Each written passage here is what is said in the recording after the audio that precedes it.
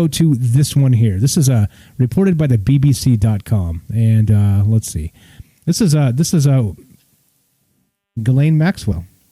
Ghislaine Maxwell. Everybody remembers Jeffrey Epstein's right-hand woman that was actually helping him procure underage girls for exploitation. Everybody remembers this story, right? It hasn't completely gone away.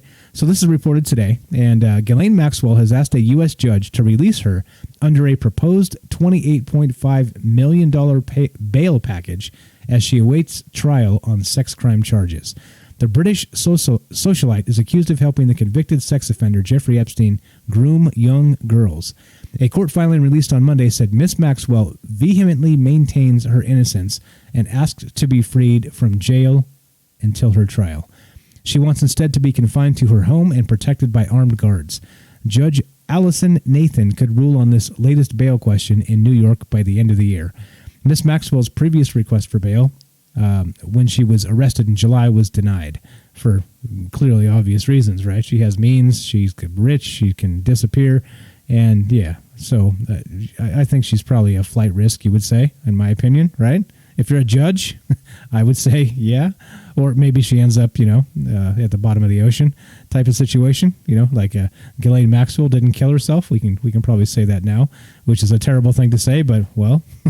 Well, she's got information on the most powerful people in the world, so it's kind of what you can expect a little bit. So anyway, Miss Maxwell was in a relationship with Jeffrey Epstein in the 1990s.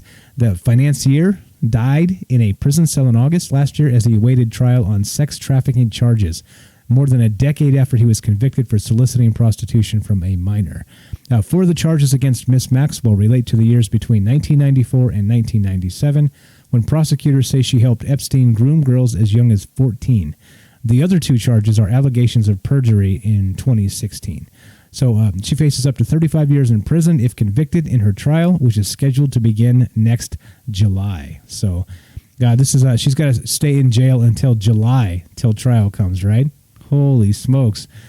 Yeah, that's a long time. That's a long time. So the court filing released on Monday said that Miss Maxwell's husband would post a bond to support her bail application.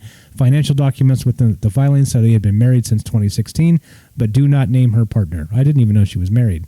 Interesting. So her lawyers said the multi-million-dollar bail proposal represents all of their joint assets, including 3 homes. Miss Maxwell wants to stay in New York and have her day in court so that she can clear her name and return to her family, the filing reportedly said, adding that the 58-year-old was not the person the media has portrayed her to be. Well, I think that's what you would probably say, no matter what. Even if you were that person, right? I think probably. So this is going to be an interesting couple of several months regarding this case because, as we know, as Epstein was in jail awaiting trial and the doom that was about to come on to him, he ended up, suicided. Suicided, they call it. Yeah. Yeah. What's up, Johnson says, let's see. Flight risks make me laugh. Should be more organized at airports. American jail sentences are mega. LOL. Yeah, agreed. She gets 5 years UK for that, and anything kids deserves life, but still, yeah. I mean, like we'll see what happens again, right? Like there's a ton of documentation. I think the most curious thing about this case is that they have all the information from Epstein, right? Like they went to his islands and they did all this stuff, and they pulled all this literal evidence out, and we haven't really seen it, right? And I know for a court case you're going to try and keep this stuff under wraps because you don't really want to tip your hand and let the defense, like there's a process for this. There's discovery and all these other things in court.